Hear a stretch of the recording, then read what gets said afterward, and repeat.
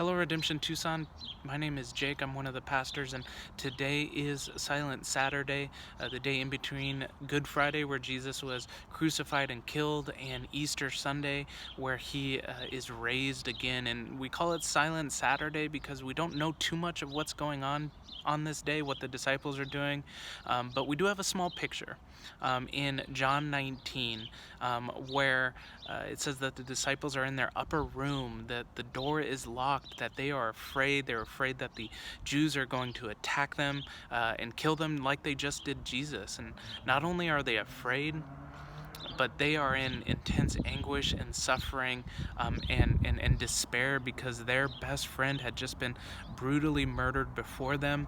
And not only was Jesus their best friend who they had spent the last 3 years of their life every moment with, but Jesus was their hope. Jesus was their hope for redemption. Jesus was their hope for a kingdom that was coming. Jesus was their hope for freedom. They had put their entire life stake on Jesus, and he died. And now they have no hope, and now they are suffering alone, and they don't know what to do. Jesus told the disciples what was going to happen, and they didn't understand it at the time. And we can often look at the disciples and think, oh, disciples, just have hope.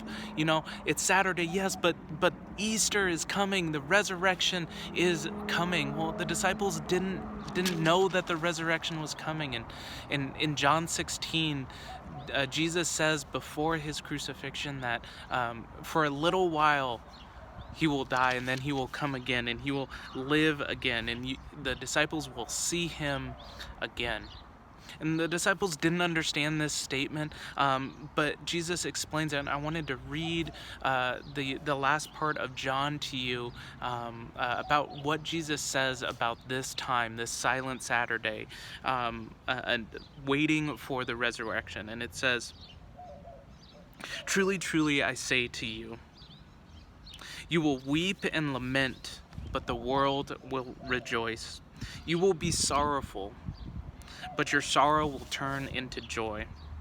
When a woman is giving birth, she has sorrow because her hour has come. But when she has delivered the baby, she no longer remembers the anguish for joy that a human has been brought into the world. So also you have sorrow now.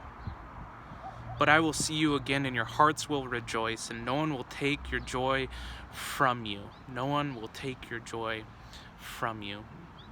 See, even in this situation, Jesus is promising, yes, sorrow will be here, but it will not last, and joy will come.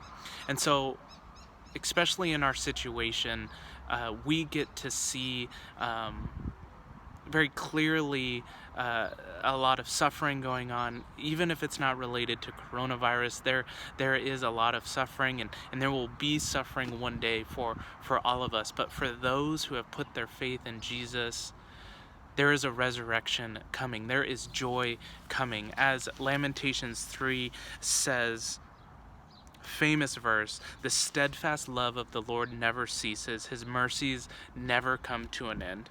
They are new every morning. Great is your faithfulness." And so if you are suffering now, joy is coming. Joy is coming because of the steadfast love of the Lord. If you are suffering now, that is not the end of the story, because joy is coming, whether in this life or the next. Resurrection is coming, and there will be joy, and your joy will be made full, and there will be no end. And so we sit in Saturday in between the crucifixion and the resurrection, and we get to look ahead to the resurrection when our joy will be made full because of the steadfast love of the Lord.